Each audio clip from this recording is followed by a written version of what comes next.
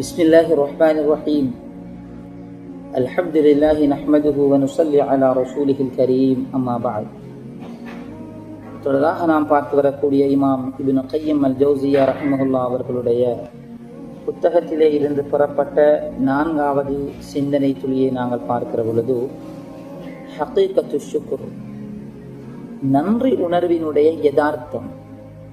நன்றி உணர்வு என்றால் நாங்கள் எவ்வாறு புரிந்து கொள்வது, அதனுடைய உண்மையான தன்மை என்ன என்ற அந்த வினாவுக்கான விடைதான்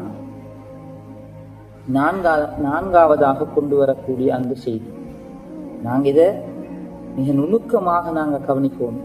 அப்பதான் எங்களுக்கு நன்றி உணர்வு என்றால் அல்ஹம்துலில்லாஹ், ரைட், அதே போன்று அல்லாஹ் தந்துட்டான், சந்தோஷம், எடுத்து போற ஒரு சாதாரண ஒரு வார்த்தை அல்ல. பாருங்கள், உகூஃபுல் கல்பி அலா மஹப்பத்தில் முன்இம் வல் ஜவாரிஹ் அலா தாஅத்திஹி ஃபஷ்ஷுக்ரு லைஸ கலிமா பல் ஹுவ மன்ஹஜு ஹயாத்தி. அதாவது, அருட்கொடைகளை வழங்கிய அல்லாஹ்வின் மீது எம் இதயம் ஒரு நிலையான அன்புடன் இணைந்திருப்பதும், உடல் உறுப்புகள் அவனுக்கு கீழ்ப்படிந்து அவனது கட்டளைகளை நிறைவேற்றுவதும் தான் உண்மையான ஒரு நன்றி உணர்வு. எனவே நன்றி உணர்வு என்பது வெறும் ஒரு வார்த்தைகள் அல்ல, அது முழு வாழ்க்கையையும் வழிநடாத்தும் ஓர் உயர்ந்த வாழ்வியல் நெறியாகும். இதனுடைய சுருக்கமான விளக்கத்தை நாங்கள் கண்டிப்பாக புரிஞ்சு கொள்ளணும். எனவே நன்றி உணர்வினுடைய யதார்த்தம் 3 அம்சங்களில் நிறுவப்பட்டுள்ளது. ஒன்று இதயம், 2வது நாவு, 3வது உடல் உறுப்பு. எப்படி நாங்கள் 3வது நாங்கள் பார்த்த அந்த சிந்தனை துளியில இதயம், நாவு, உடல் உறுப்பு, இது 3ஐயும் நாங்கள் கட்டுப்படுத்தி பாதுகாப்பதுதான் பொறுமை என்று நாங்கள் பார்த்தோமோ, அதே போன்றுதான் இந்த நன்றி உணர்வு என்பது அல்லாஹ்வே அருட்கொடைகளை வழங்குபவன், அல்லாஹ்வே எமக்கான கிருபைகள், அருட்களை, நிஅமத்துகளை சொரியக்கூடியவன் என்ற நண்புகள்.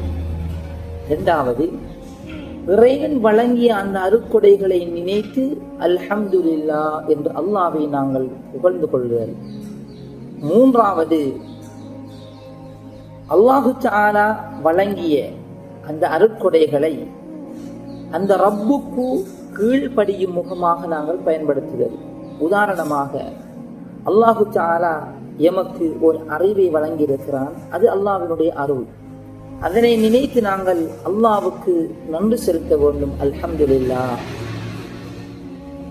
அதனை 3வது, இறைவனுக்கு விருப்பமான வழியில், இறைவன் எமக்கு நன்மை தரக்கூடிய அந்த வழியில் நாம் இறைவனுக்கு கட்டுப்பட்டு அவனுடைய அந்த அருளை பயன்படுத்த வேண்டும். இதுதான் 3வது, அல்லாஹ்வுக்கு கட்டுப்பட்டு அவனுடைய அந்த அருட்கொடைகளை நாங்கள் பயன்படுத்துதல் என்பதன் பொருளாகும். அதே போன்று செல்வத்தை அல்லாஹ் தந்திருக்கிறான், அந்த செல்வத்தை நாங்கள் பயன்படுத்தி அல்லாஹ்வினுடைய பாதையில நாங்கள் ஜகாத், சதகாக்கள் செய்து கொள்வதும் இந்த விடயத்திற்குள் உள்ளடங்கும். எனவேதான் நாங்கள் உண்மையான நன்றி உணர்வோடு, உண்மையான ஒரு நன்றி உணர்வோடு நாங்கள் இருக்க வேண்டும் என்று விரும்பினால், அதனை வழங்கிய இறைவனோடு, அவனின் மீது நாம் எமது அன்பையும் எமது அந்த இரக்கத்தையும் இறைவன் மீது நிலையாக நாங்கள் வைத்திருக்க வேண்டும். அதே போன்று இறைவன் விரும்பிய வழியில் அதனை நாங்கள் பயன்படுத்த வேண்டும், செலவிட வேண்டும். அவ்வாறு செலவிடுவதுதான் உண்மையான நன்றி உணர்வே தவிர அல்லாஹ்வினுடைய அருளுக்கு அல்ஹம்துலில்லாஹ் என்று கடந்து செல்லக்கூடிய ஒரு வார்த்தை அல்ல.